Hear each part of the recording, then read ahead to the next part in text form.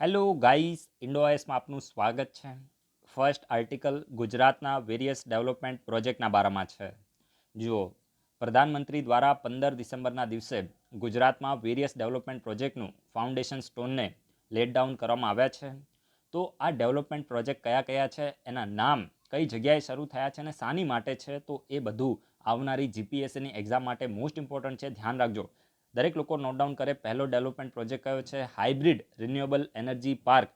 તો આમાં તમારે યાદ શું રાખવાનું છે કે આ હાઇબ્રિડ રિન્યુએબલ એનર્જી પાર્ક કઈ જગ્યાએ સેટઅપ થશે? તો ગુજરાતના કચ્છમાં, જે આપણું કચ્છ ડિસ્ટ્રિક્ટ છે, પાકિસ્તાનની બોર્ડરની નજીકમાં આ હાઇબ્રિડ રિન્યુએબલ એનર્જી પાર્ક છે, તો એને સેટઅપ કરવામાં આવશે. તો આ તમને ખબર પડી ગઈ. હવે અહીંયા તમે જુઓ, આ હાઇબ્રિડ શબ્દનો યુઝ શા માટે કર્યો છે? તો આ તો તમને ખબર પડે કે રિન્યુએબલ એનર્જી પાર્ક એટલે શું થાય, પણ આ હાઇબ્રિડ શબ્દનો યુઝ શા માટે છે? તો જુઓ, આ જે પાર્ક સેટઅપ થશે તો એની અંદર સોલાર એનર્જી અને વિન્ડ એનર્જી બંને એનર્જીને જનરેટ કરવામાં આવશે. એટલે કે સૌર ઉર્જા અને પવન ઉર્જા આ બંનેને જનરેટ કરવામાં આવશે ને એટલા જ માટે હાઇબ્રિડ શબ્દનો યુઝ કરવામાં આવે છે. તો આ તમને ખબર પડી ગઈ ને. હવે જો જ્યારે આ પાર્ક જે છે રિન્યુએબલ એનર્જી પાર્ક એ તૈયાર થઈ જશે તો આ વર્લ્ડનો બિગેસ્ટ રિન્યુએબલ એનર્જી પાર્ક હશે. દરેક લોકો નોટ ડાઉન કરશે. જ્યારે આ પાર્ક એકદમ તૈયાર થઈ જશે તો ત્યારે વિશ્વનો બિગેસ્ટ રિન્યુએબલ એનર્જી પાર્ક હશે અને આની કેપેસિટી કેટલી હશે? 30 ગીગાવોટ.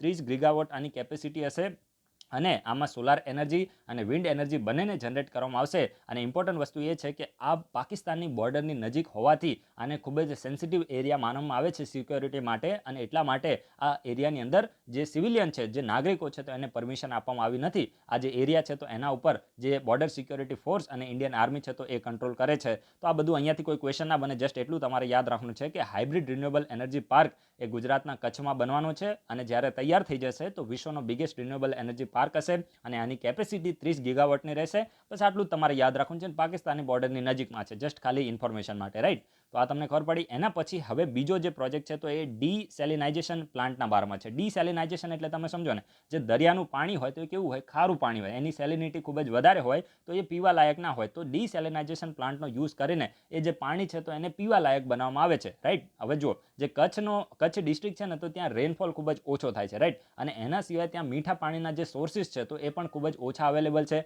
એટલા માટે કચ્છ ડિસ્ટ્રિક્ટના જે લગભગ 300 જેટલા ગામડાઓના 8 લાખ જેટલા જે લોકો છે તો એ લોકોને મીઠું પાણી પૂરું પાડવા માટે આ ડીસેલિનાઇઝેશન પ્લાન્ટ છે તો એને કચ્છ ડિસ્ટ્રિક્ટમાં, ખાસ કરીને જે માંડવીની નજીકમાં એક ગામ છે, એ ગામનું નામ તમારે યાદ રાખવાની જરૂર નથી, તો ત્યાં આ ડીસેલિનાઇઝેશન પ્લાન્ટ છે તો એને સેટઅપ કરવામાં આવશે. આ તમને ખબર પડી ગઈ કે ડીસેલિનાઇઝેશન પ્લાન્ટ શાની માટે હોય, તો આ પણ તમારે યાદ રાખવાનું છે. પછી ખાસ કરીને the desalinization plant assumes great importance for the Kutch peninsula which is perennial rain deficit. જો રેન ડેફિસિટ એટલે કે અહીંયા જે રેનફોલ છે તો ખૂબ જ ઓછો થાય છે. ભારતમાં જે બીજા એરિયામાં અને ગુજરાતમાં આપણે જોઈએ તો ગુજરાતમાં જે બીજા એરિયામાં જેટલો પણ રેનફોલ થાય છે એની કમ્પેરમાં જે કચ્છ છે તો ત્યાં રેનફોલ ખૂબ જ ઓછો થાય છે અને ત્યાં વોટરના બીજા જે મીઠા પાણીના જે બીજા જે રિસોર્સિસ છે તો એ પણ એટલા બધા અવેલેબલ નથી. અને એટલા માટે અહીંયા ખાસ કરીને અહીંના જે લોકો છે તો એને પાણીની ખૂબ જ પ્રોબ્લેમ રહે છે અને એમના પ્રોબ્લેમનું સોલ્યુશન માટે આ જે પ્લાન્ટ છે તો એને સેટઅપ કરવામાં આવશે. અને પછી છે ફૂલ્લી ઓટોમેટેડ મિલ્ક પ્રોસેસિંગ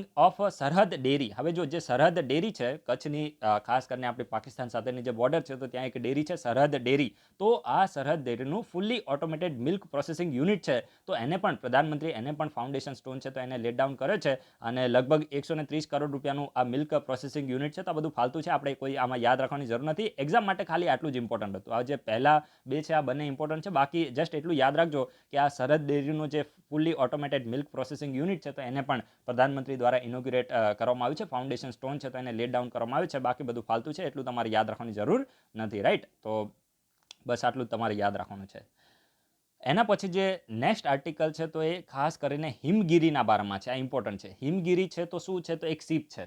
આ બસ જીપીએસસીમાં ક્વેશ્ચન આવશે તો આટલો જ આવશે. હિમગીરી એક સીપ છે અને આને પ્રોજેક્ટ 17 એ ના તહેત બનાવવામાં આવ્યું છે. દરેક લોકો નોટ ડાઉન કરશે, મોસ્ટ ઇમ્પોર્ટન્ટ છે. પ્રોજેક્ટ 17 એ ના તહેત આ હિમગીરી નામનું જે સીપ છે તો એને બિલ્ડ કરવામાં આવ્યું છે. હવે જો જે પ્રોજેક્ટ 17 એ છે ને તો એના તહેત ટોટલ 7 જે સીપ છે તો એને બનાવવાની હતી. કેટલી? ટોટલ 7 સીપ બનાવવાની હતી. એમાંથી જે 4 સીપ છે તો એને કોના દ્વારા ડેવલપ કરવામાં આવશે? તો માઝાગોન ડોક શિપ બિલ્ડર્સ લિમિટેડ, MDL જેને આપણે કહે છે તો એના દ્વારા જે 4 શિપ છે તો એને બનાવવાની હતી, અને બાકીની જે 3 હતી તો એને કોના દ્વારા બનાવવાની હતી, તો Garden Reach Shipbuilders and Engineers Limited. યાદ રાખજો, મોસ્ટ ઇમ્પોર્ટન્ટ છે, Gardens Reach Shipbuilders and Engineers Limited એના દ્વારા બાકીની 3 બનાવવાની હતી. તો આ જે બાકીની 3 હતી ને એમાંથી ખાસ કરીને જે Garden Reach Shipbuilders and Engineers Limited છે તો એને 3માંથી એક અત્યારે બનાવી દીધી છે, અને એ એકનું નામ શું છે, હિમગીરી. ફરીથી બોલું છું, જો એક વખત ફરીથી બોલું છું, ટોટલ છે ને 7 શિપ બનાવવાની હતી પ્રોજેક્ટ 17A ના તહેત. હવે આ 7માંથી 4 બનાવવાની જવાબદારી કોને આપી હતી, તો માઝાગોન ડોક શિપ બિલ્ડર્સ લિમિટેડ, રાઈટ. તો એ 4ની જવાબદારી આ MDSL ને હતી, અને બાકીની 3 બનાવવાની જવાબદારી કોની પાસે હતી, તો Garden Reach Shipbuilders and Engineers Limited પાસે હતી. હવે આને શું કર્યું છે કે જે 3ની જવાબદારી હતી એમાંથી એને એક બનાવી દીધું છે, અને એનું જ નામ છે હિમગીરી. તો જસ્ટ એટલું તમારે યાદ રાખવાનું છે કે પ્રોજેક્ટ 17A ના તહેત આ શિપને બનાવવામાં આવી છે, અને એનું નામ છે હિમગીરી. અને કોના દ્વારા બનાવી છે, તો Garden Reach Shipbuilders and Engineers Limited દ્વારા આને બનાવવામાં આવી છે. બાકી બધું કોઈ R&D કરવાની જરૂર નથી, એની માટે અહીંના જે સાયન્ટિસ્ટ અને રિસર્ચર્સ હશે એ બેઠા હશે, આપણે બધું કરવાનું નથી. જીપીએસસી નીકાળવાની છે, 1 માર્ક્સમાં આટલું જ ક્વેશ્ચન બનશે કે હિમગીરી ન્યૂઝમાં હતું તો આ હિમગીરી શું છે, એક શિપ છે, અને પ્રોજેક્ટ 17A ના તહેત આને બનાવવામાં આવ્યું છે. સમજી ગયા. હવે અમુક લોકો યસ્ટરડે કોઈ બોયે કમેન્ટ મારી હતી કે જે પહેલા આર્ટિકલમાં જેટલો સમય આપવામાં આવે છે એટલો જ સમય છેલ્લા આર્ટિકલમાં પણ આપવામાં આવે, તો ભાઈ આ જીપીએસસી યુપીએસસીની એક્ઝામ છે, આમાં જે પણ ટોપિક હોય એનું મહત્વ કેટલું છે એને ધ્યાનમાં લેવાનું હોય, રાઈટ. આમાં જે યસ્ટરડે મેં તમને લાસ્ટ આર્ટિકલ ડિસ્કસ કરાવ્યો હતો કે જે ફિલ્મ અને એન્ટરટેનમેન્ટ સેક્ટર છે અને ઇન્ડસ્ટ્રીનું સ્ટેટસ આપવામાં આવ્યું, તો તમારે લખવું હોય તો અત્યારે પહેલા પત્તા ઉપર લખી દો કે જો જીપીએસસીમાં ક્વેશ્ચન આવ્યો, યુપીએસસીમાં તો આવે જ નહીં, આવા ફાલતુ ક્વેશ્ચન યુપીએસસીમાં ના આવે, જીપીએસસીમાં આવી શકે, તો એટલો જ ક્વેશ્ચન આવશે કે ભારતના કયા રાજ્યે જે ફિલ્મ અને એન્ટરટેનમેન્ટ સેક્ટર છે તો એને ઇન્ડસ્ટ્રીનું સ્ટેટસ આપ્યું છે. પછી તમને 4 સ્ટેટ આપશે, એમાં ગુજરાત આપશે, મહારાષ્ટ્ર, છત્તીસગઢ ને મધ્યપ્રદેશ, આવા 4 સ્ટેટ આપશે, એમાંથી મહારાષ્ટ્ર જવાબ બનશે. આનાથી વધારે એક ક્વેશ્ચન નહીં આવે કે એક સ્ટેટમેન્ટ નહીં આવે, લખવું હોય તો લખી દો. સમજી ગયા. અનુભવ ઉપરથી આપણે કરતા એટલે થોડો વિશ્વાસ રાખવાનો, ફાલતુ નકામી કમેન્ટ નહીં કરવાની, બરાબર છે. જે પણ અહીંયા ડિસ્કસ કરવામાં આવે છે, હવે જે યસ્ટરડે મેં તમને મોરક્કોવાળું ડિસ્કસ કરાવ્યું ને, તો એ સમજવાની વસ્તુ હતી. હવે પેલામાં યાર શું સમજવાનું કે મહારાષ્ટ્રએ કીધું છે કે ભાઈ ઇન્ડસ્ટ્રી સ્ટેટસ મળી ગયું તો પતી ગયું ત્યાં. હવે ઇન્ડસ્ટ્રી સ્ટેટસ મળે તો શું ફાયદો થાય, તો ભાઈ એને લોન આસાનીથી મળી જાય, એ તો બધું હવે કોમન સેન્સની વસ્તુ છે, એમાંથી કોઈ ક્વેશ્ચન ના બને. તો થોડું ટ્રસ્ટ રાખવાનો અને ફાલતુ કોઈ કમેન્ટ નહીં કરવાની, બરાબર છે. જે પણ અહીંયા ચાલે છે બધું પેપરનું એનાલિસિસ પછી ચાલે છે, અને ક્વેશ્ચન આમાંથી બની જશે. તો ટ્રસ્ટ રાખી અને વિડીયોને ફોલો કરશો તો તમને પણ મજા આવશે અને અમને પણ મજા આવશે. જે ક્વેશ્ચન પૂછવામાં એનો આન્સર આપો, બાકી કોઈ ફાલતુ જે કમેન્ટ છે તો કરવાની નહીં, તો પછી નંબર છે તો એને તમારું જે એકાઉન્ટ છે એને બ્લોક કરી દેવામાં આવશે, રાઈટ. તો એ તમે ધ્યાન રાખજો થોડું. એના પછી જે નેક્સ્ટ આર્ટિકલ છે તો એ ખાસ કરીને મ્યુકોર માઇકોસિસ. હવે જો અહીંયાથી છે ને જીપીએસસી યુપીએસસીમાં ક્વેશ્ચન બનશે ને, યુપીએસસીના લેવલની હું તમને વાત કરું, આ પ્રકારના ક્વેશ્ચન શું બનશે કે આ મ્યુકોર માઇકોસિસ ટર્મ ન્યૂઝમાં હતી તો આ શું છે, તો આ એક ફંગસ છે. બસ આટલું તમારે યાદ રાખવાનું છે, આ એક ફંગસ છે મ્યુકોર માઇકોસિસ. એક વખત ફરીથી બોલું છું, મ્યુકોર માઇકોસિસ શું છે, તો એક ફંગસ છે, આટલું યાદ રાખવાનું છે. ક્વેશ્ચન અહીંયાથી બનશે, પણ જસ્ટ આ તો તમારી કોઈ લોકોની ક્યુરિયોસિટી હોય તો એની માટે આપણે થોડી વધારે ઇન્ફોર્મેશન લઈએ. તો જો આ ખાસ કરીને એક ફંગલ ઇન્ફેક્શન છે, રાઈટ. તો આ તમને ખબર પડી ગઈ મ્યુકોર માઇકોસિસ શું છે, એક ફંગલ ઇન્ફેક્શન છે, અને એક સિરિયસ છે, પરંતુ આ રેર છે. સમજી ગયા. એટલું કોઈ વધારે કેસમાં લોકોને આ પ્રકારનું જે ઇન્ફેક્શન છે તો એ થતું નથી. જસ્ટ એટલું યાદ રાખવાનું છે કે આ એક ફંગલ ઇન્ફેક્શન છે અને ખૂબ જ સિરિયસ છે, ગંભીર છે, પરંતુ રેર કેસમાં જ લોકોને આ થાય છે. આ તમને ખબર પડી ને. હવે જો mucormycosis mainly affect the people who have health problem. હવે જો ખાસ કરીને જે પણ વ્યક્તિને હેલ્થની પ્રોબ્લેમ રહેતી હોય, સમજી ગયા, જેની બોડીમાં કોઈ પણ હેલ્થની અંદર પહેલાથી ઇશ્યુ હોય, તો આવા લોકોને આ મ્યુકોર માઇકોસિસ નામનો જે ફંગલ ઇન્ફેક્શન છે તો એ થવાની સંભાવના હોય છે. સમજી ગયા. અને જે લોકો વધારે પડતું ટેબ્લેટ ઉપર ડિપેન્ડન્ટ રહેતા હોય, મેડિસિન ઉપર, તો એ લોકોને આ ઇન્ફેક્શન થવાની સંભાવના વધારે હોય છે. અને the symptoms are face numbness, એના સિવાય one side nose obstructions and swelling of the eyes, એટલે કે ખાસ કરીને આંખમાં સોજો આવો અને એક બાજુનું નાક બંધ થઈ જવું અને શરીરમાં દુખાવો થવા, ફાલતુ આના સિમ્પટમ્સ જોવા મળે છે. એના સિવાય ખાસ કરીને અર્લી ડિટેક્શન, અને જો આને અર્લી ડિટેક્શન એટલે કે જ્યારે ફંગલ ઇન્ફેક્શન થયું હોય તો પહેલાથી તમે કાળજી રાખીને ડૉક્ટરને બતાવી દો અને આના વિશેની તમે જે પણ જરૂરી પ્રિકોશનને દવા તમે લઈ લો, તો બની શકે કે આનાથી આપણે છુટકારો મેળવી શકીએ છીએ. તો આ બધી ફાલતુ વસ્તુ છે, અહીંયાથી કોઈ ક્વેશ્ચન નહીં આવે. ક્વેશ્ચન છે ને આ જ લેવલનો બનશે કે આ મ્યુકોર માઇકોસિસ ટર્મ ન્યૂઝમાં હતી તો આ શું છે, તો ફંગલ ઇન્ફેક્શન છે. યુપીએસસીના પેપરના એનાલિસિસ પછી હું તમને કહું છું. સમજી ગયા. એટલે ટ્રસ્ટ રાખો, અહીંયાથી જ ક્વેશ્ચન બનશે કે મ્યુકોર માઇકોસિસ શું છે, તો એક ફંગલ ઇન્ફેક્શન છે. 4-5 વખત હું બોલ્યો છું, હવે તમને યાદ રહી જવું જોઈએ.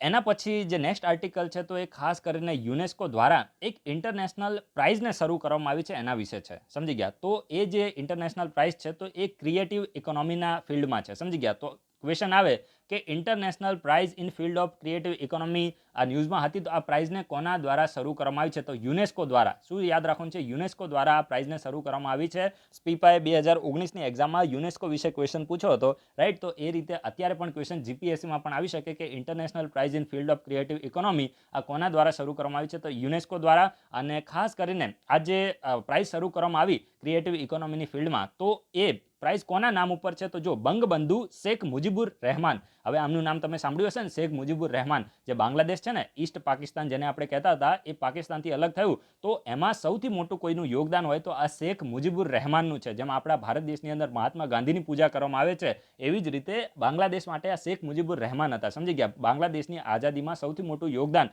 આ શેખ મુજીબુર રહેમાનનું છે. અને આ જે શેખ મુજીબુર રહેમાન છે, તો એમના નામ ઉપર આ ક્રિએટિવ ઇકોનોમીની ફિલ્ડમાં જે પ્રાઇઝ છે, તો એને યુનેસ્કો દ્વારા શરૂ કરવામાં આવી છે. તો આ તમે યાદ રાખજો. હવે જો જે યુનેસ્કો છે ને, યુનેસ્કો તો એ વેરિયસ પ્રકારના જે લીડર છે અને ઓર્ગેનાઇઝેશન છે, તો એના નામ ઉપર વેરિયસ પ્રાઇઝને શરૂ કરે છે. સમજી ગયા? 23 જેટલા જે ઇન્ટરનેશનલ અવોર્ડ છે, તો એ વેરિયસ જે ઇન્ટરનેશનલ સેલિબ્રિટીઝ છે અને ઓર્ગેનાઇઝેશન છે, તો એના નામ ઉપર શરૂ કરવામાં આવે છે. એટલા માટે અત્યારે જે ક્રિએટિવ ઇકોનોમીની ફિલ્ડમાં જે પણ અવોર્ડ આપવામાં આવશે ને, તો એ કોના નામ ઉપર છે? તો બંગબંધુ શેખ મુજીબુર રહેમાન. તો આ તમારે યાદ રાખવું છે. જે યુનેસ્કો છે, તો એ ખાસ કરીને જે પણ ઇન્ટરનેશનલ સેલિબ્રિટીઝ હોય, તો એના નામ ઉપર અવોર્ડના જે નામ છે, તો એ રાખી દે છે. તો આ તમારે યાદ રાખવાનું છે. અને ક્વેશ્ચન તો અહીંયાથી જ બનશે કે આ ક્રિએટિવ ઇકોનોમીની ફિલ્ડમાં જે ઇન્ટરનેશનલ પ્રાઇઝ છે, કોને શરૂ કરી છે? તો યુનેસ્કોએ. અને કોના નામ ઉપર? તો શેખ મુજીબુર રહેમાનના નામ ઉપર. હવે જો થોડી વધારે ઇન્ફોર્મેશન લઈએ. Starting November 2021 the $50,000 awards will be given અવે વન્સ ઇન અ 2 યર. એટલે કે 2 વર્ષમાં એક વખત $50,000 જે ડોલર છે, યુએસ ડોલર, તો એનો અવોર્ડ આપવામાં આવશે. અને નવેમ્બર 2021થી શરૂ થશે. અને કોને આપવામાં આવશે?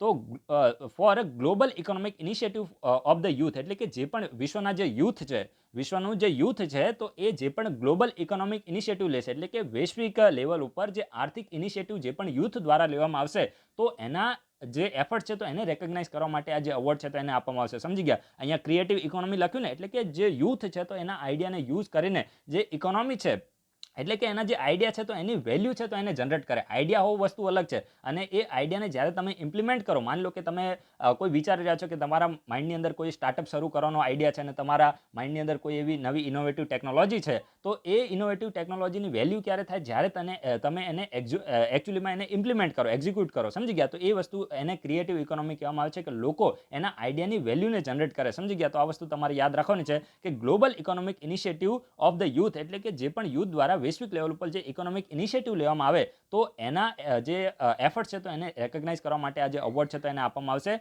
The award will recognise exceptional initiatives taken by the cultural workers organisation in development of the creative economy. એટલે કે ક્રિએટિવ ઇકોનોમીને ખાસ કરીને ડેવલપ કરવા માટે જે પણ કલ્ચરલ વર્કર છે અને ઓર્ગેનાઇઝેશન દ્વારા જે પણ ઇનિશિયેટિવ લેવામાં આવશે, એક્સેપ્શનલ ઇનિશિયેટિવ લેવામાં આવશે, તો એને રેકગ્નાઇઝ કરવામાં આવશે. અને કરન્ટલી જે યુનેસ્કો છે, તો 23 જેટલા જે ઇન્ટરનેશનલ અવોર્ડ છે, તો ઇન્ટરનેશનલ સેલિબ્રિટીઝ અને ઓર્ગેનાઇઝેશનના નામ ઉપર આપે છે. હવે અહીંયા એક ફેક્ટ છે, ફેક્ટને તમે દરેક લોકો નોટ ડાઉન કરી દેશે. અને જે સ્પીપા છે, મારા ખ્યાલથી એને આ જ પ્રકારનો ક્વેશ્ચન પૂછ્યો હતો કે 2019ના વર્ષને ખાસ કરીને યુનેસ્કો દ્વારા કયું વર્ષ તરીકે ઘોષિત કરવામાં આવ્યું છે? આવો કોઈ ક્વેશ્ચન હતો. આથી લગભગ 2 વર્ષ પહેલાં, 1-2 વર્ષ પહેલાં હતો, એટલે એટલું બધું યાદ નથી, પણ તમે એને ચેક કરી શકો છો. યુનેસ્કો વિશે જે સ્પીપા છે, તો એને ક્વેશ્ચન પૂછેલો હતો કે કયા વર્ષને ઇન્ટરનેશનલ યર ઓફ કેલેન્ડર કે આવું કંઈક ઘોષિત કરવામાં આવ્યું હતું. એવો કોઈ ક્વેશ્ચન સ્પીપા દ્વારા પૂછવામાં આવ્યો હતો. તો અત્યારે જો યુનેસ્કો દ્વારા 2021નું જે વર્ષ છે, 2021નું વર્ષ છે, તો એને international year of creative economy four sustainable development આ યર ઘોષિત કર્યું છે. તો આ પણ તમે યાદ રાખજો કે આ પ્રકારનો ક્વેશ્ચન જીપીએસસીમાં બની શકે કે 2021ના વર્ષને કોણે international year of creative economy four sustainable development ઘોષિત કર્યું છે? તો યુનેસ્કો. આ યાદ રાખવાનું છે. ડાયરેક્ટ ક્વેશ્ચન બનશે, રાઈટ? તો આ તમે દરેક લોકો આને નોટ ડાઉન કરી દેશે. 2021ના વર્ષને યુનેસ્કો દ્વારા international year of creative economy four sustainable development ઘોષિત કરવામાં આવે છે. 3 વખત બોલું છું, હવે તમને યાદ રહી જવું જોઈએ. ચલો, આની સાથે લિંક કરીને હું તમને આજે થોડું રિવિઝન કરાવું. યુનેસ્કો વિશે રિવિઝન કરો કે આ જે યુનેસ્કો છે, તો એને ઓફિશિયલી ક્યારે એને ફાઉન્ડ કરવામાં આવ્યું હતું, યુનેસ્કોમાં કેટલા મેમ્બર છે, અને બીજું કે યુનેસ્કોનો મકસદ શું છે, અને યુનેસ્કોનું ફૂલ ફોર્મ શું છે, રાઈટ? અને બીજું તમારે એ કહેવાનું છે કે વિશ્વની ખાસ કરીને બહુ જ ન્યૂઝમાં રહેતી 2 કન્ટ્રી છે. યસ્ટરડે કન્ટ્રી વિશે આપણે ડિસ્કસ પણ કર્યું હતું. તો ખાસ કરીને કઈ કન્ટ્રીએ આ યુનેસ્કોને છોડી દીધું છે, સમજી ગયા. એમાં તો બે તો બહુ જ ફેમસ કન્ટ્રી છે ને એક એટલી બધી ફેમસ કન્ટ્રી નથી. તો એ કન્ટ્રી જેને યુનેસ્કોને છોડી દીધું છે અને એનું રીઝન તમારે કહેવાનું છે કે શા માટે આ કન્ટ્રીઝે યુનેસ્કોને છોડી દીધું છે. આ ખૂબ જ ઇમ્પોર્ટન્ટ છે, ડાયરેક્ટ ક્વેશ્ચન બની શકે છે, રાઈટ. તો જેટલા પણ અને આનું હેડક્વાર્ટર ક્યાં છે તમે ખાસ કહેજો. યુનેસ્કોનું હેડક્વાર્ટર ક્યાં છે એ પણ તમારે કહેવાનું છે. ડાયરેક્ટ જીપીએસસી યુપીએસસીમાં ક્વેશ્ચન બની શકે છે. એના પછી જે નેક્સ્ટ આર્ટિકલ છે તો એ સક્ષમના બારામાં છે. હવે આ જે સક્ષમ છે ને તો તમારે જસ્ટ એટલું જ યાદ રાખવાનું છે. જીપીએસસીના લેવલની હું તમને અત્યારે વાત કરું છું. જીપીએસસીમાં ક્વેશ્ચન આવશે તો એટલો જ ક્વેશ્ચન બનશે કે સક્ષમ ન્યૂઝમાં જોવા મળ્યું હતું તો આ સક્ષમ શું છે? શું આ કોઈ સબમરીન છે, બેલિસ્ટિક મિસાઇલ છે કે ઓફશોર પેટ્રોલ વેસલ છે કે આ શું છે? તો તમારે ત્યારે એટલું યાદ રાખવાનું છે કે આ જે સક્ષમ છે તો ઓફશોર પેટ્રોલ વેસલ છે અને આ ઓફશોર પેટ્રોલ વેસલ છે તો એ ઇન્ડિયન કોસ્ટગાર્ડ માટે છે. કોની માટે છે? ઇન્ડિયન કોસ્ટગાર્ડ માટે છે. હવે જો ઇન્ડિયન કોસ્ટગાર્ડ માટે છે ને જે ગોવા શિપયાર્ડ લિમિટેડ છે તો એના દ્વારા ટોટલ 5 ઓફશોર પેટ્રોલ વેસલ છે તો એને બનાવવામાં આવે છે. કેટલા? ટોટલ 5 ઓફશોર પેટ્રોલ વેસલ છે તો એને બનાવવામાં આવે છે. અને આ 5માં છેલ્લું હતું. આ સક્ષમ છે તો આ 5માં છેલ્લું હતું. સમજી ગયા? ઓલરેડી 4 તો બનાવી દીધા છે. આ 5માં આ છેલ્લું હતું. રિસન્ટલી આને લોન્ચ પણ કરી દેવામાં આવ્યું છે. સમજી ગયા? તો આટલું બધું પછી વધારે યાદ રાખવાની જરૂર નથી. જસ્ટ એટલું તમે યાદ રાખજો કે સક્ષમ ન્યૂઝમાં હતું તો શું છે? તો ઓફશોર પેટ્રોલ વેસલ છે અને ઇન્ડિયન કોસ્ટગાર્ડ માટે છે અને ગોવા શિપયાર્ડ લિમિટેડ દ્વારા આને બનાવવામાં આવ્યું છે. તમને આપી દે કે ડીઆરડીઓ દ્વારા આ સક્ષમ ઓફશોર પેટ્રોલ વેસલને બનાવવામાં આવ્યું છે તો એ સ્ટેટમેન્ટ રોંગ હશે. સમજી ગયા? ગોવા શિપયાર્ડ લિમિટેડ છે તો એના દ્વારા બનાવવામાં આવ્યું છે. અને મેઇનલી આનો મકસદ શું છે? તો મકસદ તો યાર બહુ સિમ્પલ છે કે જે પણ ઇન્ડિયાનો એક્સક્લુઝિવ ઇકોનોમિક ઝોન છે. હવે જો આ ઇમ્પોર્ટન્ટ છે, હું તમને યુપીએસસી માટે થોડું અત્યારે નોલેજ આપી દઉં. માની લો કે આપણી બેઝ લાઇન છે. સમજી ગયા? હવે બેઝ લાઇનથી લઈને જે ખાસ કરીને 12 નોટિકલ માઇલ સુધીનો જે એરિયા હોય, સમજી ગયા? એના પછી એક 32 નોટિકલ માઇલ આવે છે અને પછી 200 નોટિકલ માઇલ સુધીનો જે પણ એરિયા હોય, સમજી ગયા? તો જો ખાસ કરીને આ જે છે તો એને આપણે શું કહે છે? એને આપણે ટેરિટોરિયલ વોટર કહીએ છીએ. આને આપણે શું કહે છે? કન્ટેજિયસ ઝોન કહીએ છીએ. આને ટેરિટોરિયલ ઝોન કહેવાય, આને કન્ટેજિયસ ઝોન કહેવાય. અને આને શું કહેવામાં છે? જે આપણી બેઝ લાઇન છે તો ત્યાંથી લઈને 200 નોટિકલ માઇલ સુધીનો જે પણ એરિયા છે તો એને આપણે એક્સક્લુઝિવ ઇકોનોમિક ઝોન કહીએ છીએ. એક વખત ફરીથી બોલું છું, આ 12 નોટિકલ માઇલ સુધીનો જે પણ એરિયા હોય તો એને આપણે શું કહીએ છીએ? એને આપણે ટેરિટોરિયલ ઝોન કહીએ છીએ. આ 32 નોટિકલ માઇલ સુધીનો જે પણ એરિયા છે તો એને આપણે શું કહીએ છીએ? કન્ટેજિયસ ઝોન કહીએ છીએ. અને આપણી બેઝ લાઇનથી લઈને 200 નોટિકલ માઇલ સુધીનો જે પણ એરિયા છે તો એને આપણે એક્સક્લુઝિવ ઇકોનોમિક ઝોન કહીએ છીએ. આ 32 છે કે 34 છે તમે એક વખત ફરીથી ચેક કરી લેજો. મારા ખ્યાલથી 32 જ આવે છે. 12 નોટિકલ માઇલ સુધી ટેરિટોરિયલ એરિયા છે. 12 થી 32 સુધી શું આવે છે? તો એ આવે છે કન્ટીજીયસ ઝોન આવે છે. અને બેઝ લાઇનથી લઈને 200 નોટિકલ માઇલ છે તો એને આપણે શું કહીએ છીએ? એને આપણે કહીએ છીએ એક્સક્લુઝિવ ઇકોનોમિક ઝોન. તો આપણો જે એક્સક્લુઝિવ ઇકોનોમિક ઝોન છે તો એની અંદર એક્સક્લુઝિવ ઇકોનોમિક ઝોનની અંદર ખાસ કરીને એ જે એરિયા છે તો એને પ્રોટેક્ટ કરવા માટે અને એની અંદર પેટ્રોલિંગ કરવા માટે આ જે ઓફશોર પેટ્રોલ વેસલ છે તો એનો યુઝ કરવામાં આવશે. તો આટલું તમારે યાદ રાખવાનું છે. ને પેલું કન્ટીજીયસ વોટર છે તો એમાં નોટિકલ માઇલનો એરિયા કેટલો છે તમે કન્ફર્મ કરી દેજો. અને કોઈ એક માણસ એનો આન્સર આપી દેશે તો આપણે જે વિડીયો છે તેમાં એને પિન કરી દઈશું, રાઈટ. તો એટલું તમે યાદ રાખજો, એક્ઝામ માટે રેલેવન્ટ છે. અને ક્વેશ્ચન અહીંયાથી જ બનશે. આ સક્ષમ ન્યૂઝમાં હતું તો શું છે? તો ઓફશોર પેટ્રોલ વેસલ છે અને ઇન્ડિયન કોસ્ટ ગાર્ડ માટે છે. હવે આ વિડીયોના કમેન્ટ બોક્સમાં આન્સર આપો કે જે ઇન્ડિયન કોસ્ટ ગાર્ડ છે, ઇન્ડિયન કોસ્ટ ગાર્ડ તો આ કઈ મિનિસ્ટ્રીમાં આવે છે?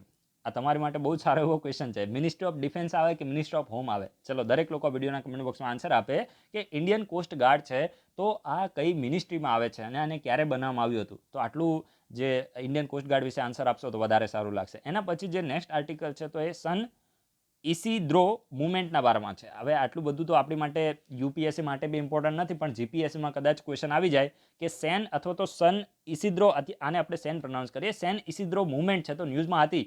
તો આ સેન ઇસીદ્રો મુવમેન્ટ એ ક્યાંની મુવમેન્ટ છે? તો ક્યુબાની મુવમેન્ટ છે. અને ક્યુબા છે તો યુએસએનો એક દુશ્મન દેશ છે, સમજી ગયા? જે ખાસ કરીને જે યુએસએ છે તો એને ક્યુબા સાથે કહેવાય ને કે બનતું નથી, કારણ કે આ ક્યુબા છે તો એની અંદર જે સરકાર છે તો કમ્યુનિસ્ટ ગવર્મેન્ટ છે. અને એક વસ્તુ યાદ રાખવાની, જ્યાં પણ કમ્યુનિસ્ટ સરકાર હશે તો એ યુએસએના દુશ્મન દેશ હશે. કોલ્ડ વોરનો સમય આ તમને ખબર છે ને? કારણ કે કમ્યુનિસ્ટનું જે શાસન હોય, કમ્યુનિસ્ટ એટલે શું આવે? રશિયા. કમ્યુનિસ્ટ એટલે રશિયા. ખાસ કરીને જે પણ દેશની અંદર કમ્યુનિસ્ટનું શાસન હોય તો ત્યાં ક્યાંક ને ક્યાંક જે રશિયા છે તો એનું ઇન્ફ્લુઅન્સ જોવા મળે. અને જે ક્યુબા છે તો એમાં પણ કમ્યુનિસ્ટની સરકાર છે અને એટલા માટે ત્યાં ખાસ કરીને જે રશિયાનું ઇન્ફ્લુઅન્સ જોવા મળે છે. અને યુએસએનું આ દુશ્મન દેશ આ જે ક્યુબા છે તો એને માનવામાં આવે છે. અને આ ક્યુબાની અંદર લગભગ જો ક્યુબા છે ને તો એની અંદર લગભગ છેલ્લા 6 દાયકાથી 6 ડિકેડથી શું જોવા મળે છે, કમ્યુનિસ્ટ રિઝિમ જોવા મળે છે, ઓથોરિટેરિયન કમ્યુનિસ્ટ રિઝિમ ત્યાં જોવા મળે છે. અને એટલા માટે ત્યાં હવે શું થઈ રહ્યા છે, વિરોધ પ્રદર્શનો થઈ રહ્યા છે. ત્યાંની જે સરકાર છે તો ત્યાંથી જે એક્ટિવિસ્ટ લોકો છે અને એના સિવાય જે આર્ટિસ્ટ લોકો છે તો એ ફ્રીડમની ડિમાન્ડ કરી રહ્યા છે કે ભાઈ અમને હવે તમારા આ કમ્યુનિસ્ટ શાસનથી, ઓથોરિટેરિયન રિઝિમથી અમને મુક્તિ આપો, અમને ડેમોક્રેસી આપો. સમજી ગયા? તો ત્યાંના જે એક્ટિવિસ્ટ લોકો છે, આર્ટિસ્ટ લોકો છે તો એ શું કરી રહ્યા છે, ત્યાં ખાસ કરીને જે ફ્રીડમ છે તો એની ડિમાન્ડ કરી રહ્યા છે. અને એટલા જ માટે આ ખાસ કરીને સેન ઇસિદ્રો મુવમેન્ટ છે તો એની શરૂઆત થઈ છે. તો સેન ઇસિદ્રો મુવમેન્ટ અથવા તો મુમેન્ટો સેન ઇસિદ્રો, આ પ્રકારનો કોઈ પણ ટર્મ આવે તો ત્યારે તમારે યાદ રાખવાનું કે આ ક્યુબાની વાત કરે છે, આ ક્યુબાની વાત કરે છે. સમજી ગયા? તો આટલું તમે યાદ રાખજો, ઇમ્પોર્ટન્ટ છે. એના પછી જે નેક્સ્ટ આર્ટિકલ છે તો એ એક્ઝોટિક વાઇલ્ડ લાઇફ સ્પીસીઝના બારામાં છે. હવે જો આપણી જે ministry of environment, forest and climate change છે તો એના દ્વારા એક એડવાઇઝરીને ઇસ્યુ કરવામાં આવી છે. અને એ જે એડવાઇઝરી છે તો એ એક્ઝોટિક વાઇલ્ડ લાઇફ સ્પીસીઝના બારામાં છે કે જે આ એક્ઝોટિક વાઇલ્ડ લાઇફ સ્પીસીઝનું જે લિસ્ટ છે તેમાં કઈ કઈ સ્પીસીઝ આવશે તો એની માટે એક એડવાઇઝરીને ઇસ્યુ કરવામાં આવી છે. તો અહીંયાથી ડાયરેક્ટ ક્વેશ્ચન બને કે કઈ કઈ સ્પીસીઝ છે તો એ એક્ઝોટિક. એક્ઝોટિક એટલે તમે સમજો ને ફોરેન, એટલે કે જે ઇન્ડિયાની વાઇલ્ડ લાઇફ સ્પીસીઝ ના હોય એને કહેવામાં આવે છે એક્ઝોટિક સ્પીસીઝ. સમજીએ? એટલે કે પરદેશી, આપણે એને દેશી ભાષામાં કહીએ તો જે ફોરેન સ્પીસીઝ હોય, જે ઇન્ડિયાની ના હોય, એને એક્ઝોટિક વાઇલ્ડ લાઇફ સ્પીસીઝ કહેવામાં આવે છે. તો ministry of environment, forest and climate ચેન્જે શું કીધું છે કે જે પણ સ્પીસીઝ જે convention on international trade in endangered species wild flora and fauna, એટલે એને ફ્લોરા એન્ડ ફોના જે સાઇટ્સ, જેને આપણે પ્રેમથી કહીએ છીએ, તો સાઇટ્સના એપેન્ડિક્સ 1, 2 અને 3 ઇમ્પોર્ટન્ટ છે, યાદ રાખજો. ડાયરેક્ટ ક્વેશ્ચન બનશે. જે પણ સ્પીસીઝ, જે સાઇટ છે તો સાઇટ્સના એપેન્ડિક્સ 1, 2 અને 3માં રજિસ્ટર્ડ હોય, નોટિફાય હોય તો એ ખાસ કરીને એક્ઝોટિક વાઇલ્ડ લાઇફ સ્પીસીઝના લિસ્ટમાં આવે છે. આ તમારે યાદ રાખવાનું છે કે જે પણ સ્પીસીઝ, જે પણ વાઇલ્ડ લાઇફ સ્પીસીઝ એ સાઇટ્સના એપેન્ડિક્સ 1, 2 અને 3માં કોઈ પણમાંથી એકમાં હોય, સમજી ગયા, અથવા તો ત્રણેયમાં હોય, ત્રણેયમાં તો ના જ હોય, કોઈ પણમાંથી એકમાં હોય તો આ તમારે યાદ રાખવું છે. માની લો કે કોઈ સ્પીસીઝ છે તો સાઇટ્સના એપેન્ડિક્સ 1માં છે, કોઈ છે તો સાઇટ્સના એપેન્ડિક્સ 2માં છે, કોઈ છે તો સાઇટ્સના એપેન્ડિક્સ 3માં છે, તો આ ત્રણમાંથી કોઈ પણ એકમાં હોય,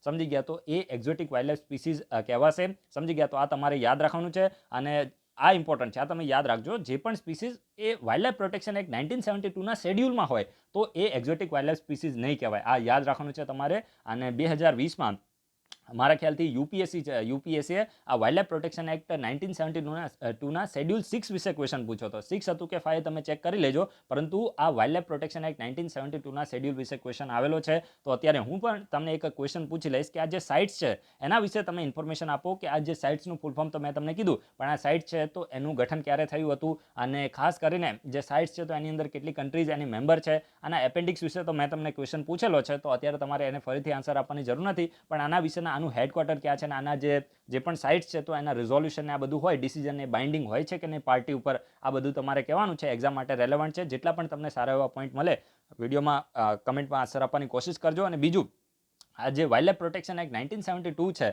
તો આના શેડ્યુલ 1, 2, 3, 4, 5, 6 આ 6 શેડ્યુલ છે તો ખૂબ જ ઇમ્પોર્ટન્ટ છે. તો એના વિશે જે પણ તમને રેલેવન્ટ પોઈન્ટ મળે એ તમે વિડીયોના કમેન્ટ બોક્સમાં આન્સર આપી શકો છો. સો ગાઈસ, આપણે વિડીયોને અહીંયા કમ્પ્લીટ કરીએ. અને આ તમે એક વખત જોઈ લેજો કે ખાસ કરીને જે મેં તમને ટેરિટોરિયલ વોટર અને કન્ટિજિયસ ઝોન મેં તમને કીધો, એમાં કન્ટિજિયસ ઝોનમાં થોડો ડાઉટ છે તો એ 32 છે કે 34 છે, તમે થોડું કન્ફર્મ કરી દેજો. એક્ઝામ માટે થોડું પણ કહેવાય ને કે રેલેવન્ટ છે. ક્વેશ્ચન આવી જાય તો ક્યારે પણ તમારી ભૂલ ના થવી જોઈએ. સમજી ગયા? કારણ કે બધું તો ક્યારે કોઈને યાદ ના હોય. આપણે આપણી રીતે ટ્રાય કરતા હોય કે તમારી સામે જે પણ આપણી પાસે અન્ડરસ્ટેન્ડિંગ હોય તો એને આપણે પ્રેઝન્ટ કરીએ, અને ક્યારે પણ કોઈ એવો ડાઉટ હોય તો ચેક કરી લેવાનો. આપણે બધા હ્યુમન જ છીએ, કોઈ કમ્પ્યુટર તો છે નહીં. સમજી ગયા? ક્યારે પણ તમને એવું લાગે કે કોઈ પણ માણસ ભૂલ કરી રહ્યો છે ત્યારે ખુદને એવું પૂછવાનું કે આની જગ્યાએ હું ખુદ હોઉં તો મારે ક્યાંય ભૂલ પડે કે ના પડે. ઓબ્વિયસલી પડે, કારણ કે હ્યુમન છે. સમજી ગયા? તો એ રીતે તમારે થોડું ટ્રાય કરીને જોઈ લેવાનું છે. અને જે પણ ક્વેશ્ચન પૂછવામાં આવે જરૂર દરેક લોકો આન્સર આપે. અને તમારા કોઈ ફ્રેન્ડ પ્રિપેરેશન કરતા હોય તો એને પણ તમે વિડીયોને રેકમેન્ડ કરી શકો છો વોલેન્ટરીલી, રાઈટ? તમને એવું લાગે કોમ્પિટિશન વધી જશે તો તમે ના કરતા. અને બસ બાકી તો આ ટેલિગ્રામ ચેનલને તમારે જોઈન કરવાની છે. પછી આપણું ટ્વિટર અકાઉન્ટ છે, ફેસબુક પેજ છે, ઇન્સ્ટાગ્રામ અકાઉન્ટ છે, બધા સોશિયલ મીડિયાની લિંક આ વિડીયોના ડિસ્ક્રિપ્શન બોક્સમાં છે, ત્યાંથી તમે જોઈન કરી શકો છો. So guys, thanks for watching. તમારા બધાનો દિવસ શુભ જાય.